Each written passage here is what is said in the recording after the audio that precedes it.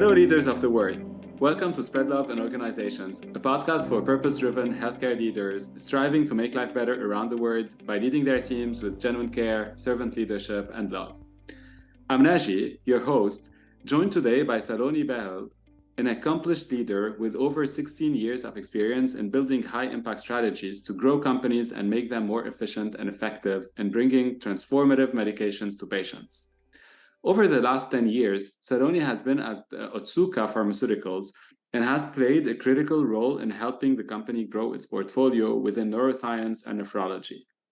She has undertaken leadership roles in new product planning, business development strategy, and most recently, R&D. Saloni believes in leading teams by observing, understanding, and empowering. Her childhood experiences have taught her to see things others might miss, to bounce back from challenges, and truly value the people she works with. She's passionate about making a real difference in brain health. Saloni, it's such a pleasure to see you again and have you with me today. Well, thank you for having me here. I'm also very excited and I feel privileged to be here. Can you first share with us your personal story? From biomedical engineering to leading R&D now in pharma, what's in between the lines of this inspiring journey? Yeah, so actually it starts way before biomedical engineering.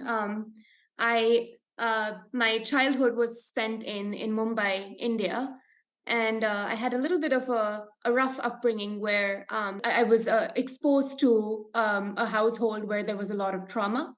My father was an addict, and he was pretty much addicted to anything, whether it's tobacco or alcohol or abusing my mother. And growing up in that sort of a household, I very early on became very acutely observant of what was happening in the world around me. And I went through a lot of my childhood as almost an observer of life, very passive, average student, doing the bare minimum needed to get by. I was very thankful and very lucky that my mother garnered the courage to eventually get out of the marriage and start to rebuild life. And within a couple of years, she met a wonderful human being who she got married to, and we moved to the U.S. with our family. But as my life progressed and childhood progressed, I continued to stay while life was rebuilding, I would say, around me. I continued to be more of this acute observer of life. And just when things were, starting to rebuild, I remember I was in a classroom in a physics class in high school, and my left eye protruded about 2 inches out of its socket. And basically 3 years, many misdiagnoses, and many hospital visits later, I sat in Mayo Clinic and was told that I was at risk of losing my eyesight because I had basically a tennis ball sized tumor pressing against my optic nerve. And for me, that was probably a turning point in life, and a big turning point, as they say, sometimes a crucible, where essentially I realized that, it was time to not be an observer of life, but actually be an active participant and start to shape life, in a way that you can actually drive change. And for me, that change was healthcare at that time.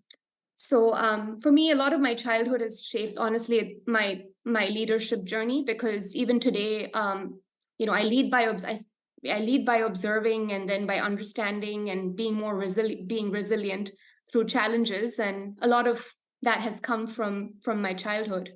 But post that, I think my life is what you mentioned, where, I decided to study biomedical engineering. And since then, I've been on the healthcare bandwagon, trying to drive change wherever possible, and never looking back, essentially. Oh, Saloni, thank you so much for sharing this part of your story and how you framed it, from acute observer of life to an active participant and driving change. And you certainly are driving change and bringing, I know you brought recently drugs also to patients, and this is why we do what we do, and you're certainly doing it every day with your teams. So I want to start with, you said observing, understanding, empowering. This is kind of your leadership and how you lead teams, and it certainly comes from your past experiences. Can you share a little bit more about this, about your leadership signature, about how you drive your teams towards the purpose of making life better for patients? Mm-hmm.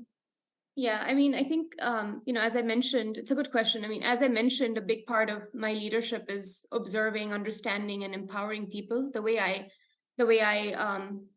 I utilize that in my day-to-day is I'm very acutely observant of if for example, there are inequities in the workplace, if people are being mistreated in the workplace, if there are voices that are not being heard in the workplace, if the workplace is not being adequately represented with certain voices and diverse voices.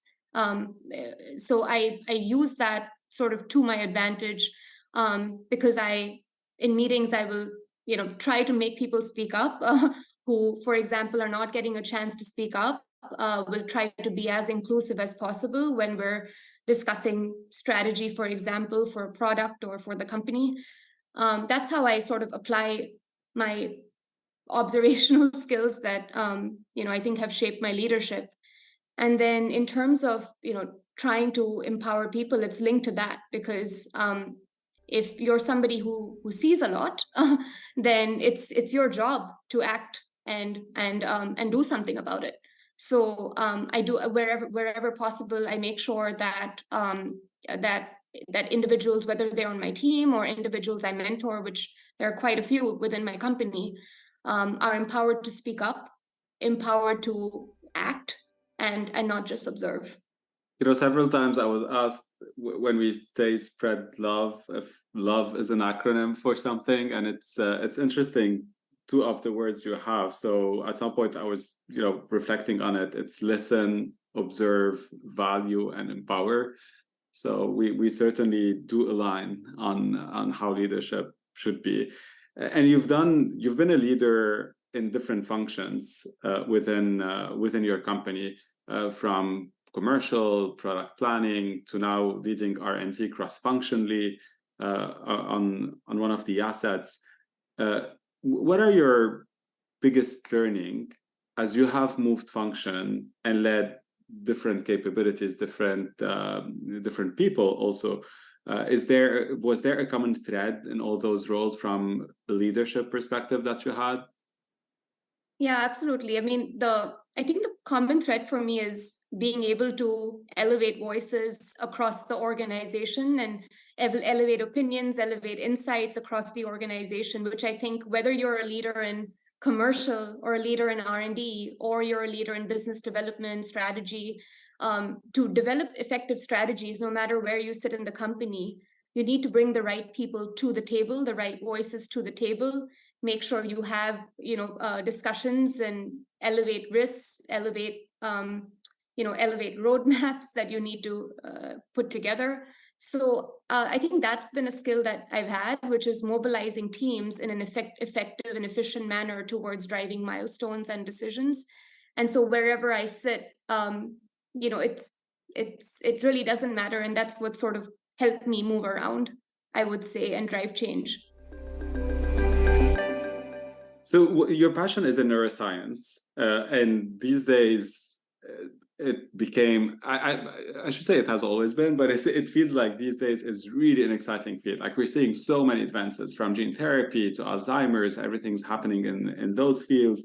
So it's certainly an exciting time to be passionate about neuroscience, and most importantly for the patients, right, in this suffering from neuroscience diseases. I'd love to get your view and what is most exciting for you in the future of this therapeutic area? Yeah, I mean, that's a great question, and there's so much exciting work happening. So it's hard to pinpoint one thing, but I would say within neuropsychiatry, let's say as a category, the two areas I'm most excited about is one, digital therapies that are actively being developed in the space to treat a lot of mental illnesses. And then second, I'm seeing a lot of very, very robust evidence come out from psychedelic-based therapies, actually, in the neuropsychiatric space, where you're looking at, you're seeing some really interesting phase 2 and phase 3 data emerge that shows that these medications could potentially treat the brain in a very different way than traditional therapies. So I'm excited about that. I would say I'm very excited about the digital therapy space, as mentioned, also because of the number of patients this could potentially access. Coming from a country that's developing and a lot of people don't have access to therapists or physicians, they're in places that are far away from doctors' offices. I think if you're able to get digital tools to those places, and somebody can get treated via an app, that could be transformative. And imagine the number of patients who could get care that don't currently get it. So I think that's the aspect of digital therapies that gets me very, very excited. And there's challenges to navigate across all of this, but I feel hopeful. Sure, that's why we're here, right? Like making sure that we overcome those challenges, and I know you're doing it. On this, you talked about access and inequity in access. You talked about where you come from. I also come from a country that has challenges where I was born through access. So how do you think about health inequities or health equity globally as a healthcare leader these days? Oh, that's a great question. I think there's more inequity than equity, to be honest, in a lot of the globe. I think health inequity is related to inequities in so many different arenas, right? Like income inequity, just like the access to like hygiene, for example. Like there's inequities in so many different arenas across different countries, and I feel like the countries that are really struggling in education, in hygiene, in income inequalities, I think they're having to struggle with a lot more health inequity. Just goes hand in hand with that. So my thought on that is just that it's so linked to what's happening, in it's a big question. I definitely agree with you. I think of it, and we both you are currently a student at MIT, but it's certainly the system dynamic, right? As you said, like it's so interlinked. There is systemic inequities built in our societies, right? From, as you said, information, education, like it starts very early on to, unfortunately, health equity. So it's certainly interlinked, and we have this responsibility as healthcare leaders to look at it, think about it, and make a change. And think about it, to your point, holistically at a systemic level, because it's so linked. Yeah. I'm going to move now to a section where I'm going to give you a word, and I would love your reaction to it. The first one is leadership. Responsibility. Can you share more about it? Yeah, absolutely. I mean, I think as you grow into leadership roles, or as you have a leadership position, I think your responsibility increases to be, you're responsible to give back. You're responsible to do more. You're responsible to empower people around you to also grow as leaders. So I think with good leadership comes responsibility to contribute, to give back. In whatever organization you're in, whatever role you're in, and even outside the organization, to the community and to society. Diversity. Inclusivity.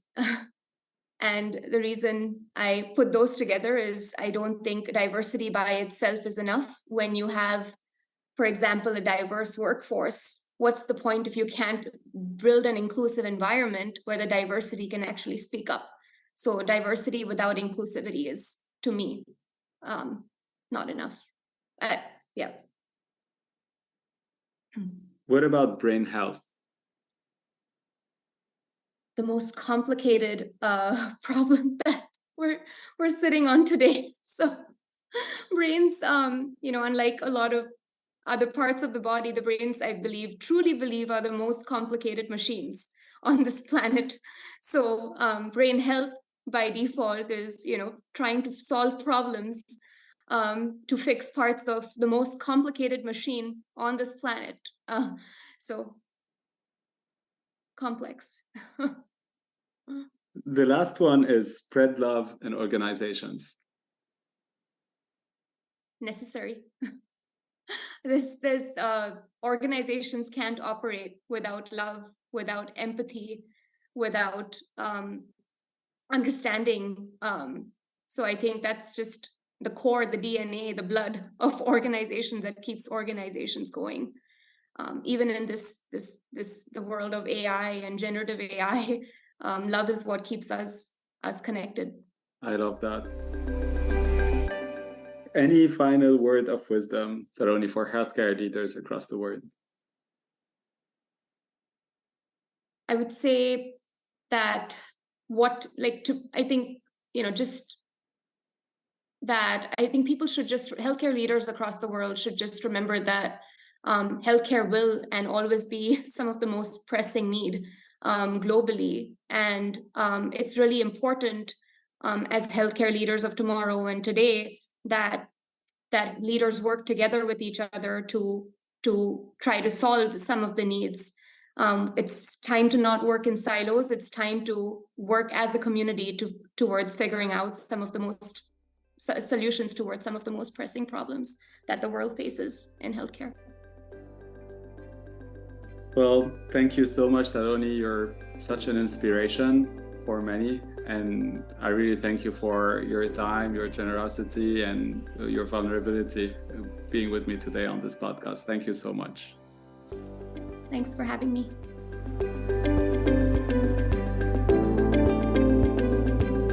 Thank you all for listening to Spread Love in Organizations podcast. Subscribe and connect with us on SpreadLoveIO.com or wherever you listen to podcasts. Most importantly, spread love in your organizations and spread the word around you to inspire others and amplify this movement our world so desperately needs.